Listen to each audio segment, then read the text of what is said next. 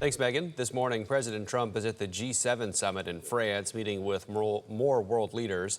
It comes after he announced the U.S. and Iran have electronically signed a deal to end the war almost 4 months after it started. Jarrett Hill has the details.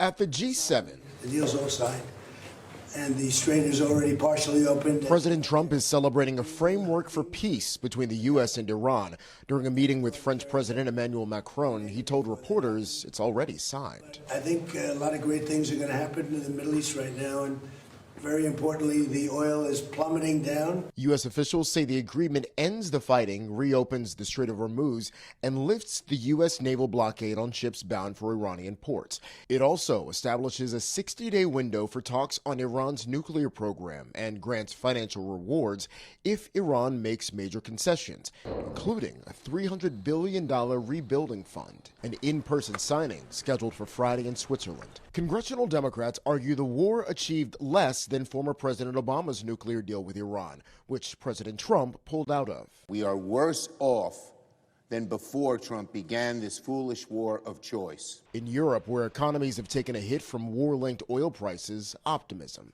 French President Emmanuel Macron. We are ready to take our fair share of the burden and be part of the commitment of the international community in order to support this deal. What's not clear is if Israel will end its attacks on Iran-backed Hezbollah militants in Lebanon.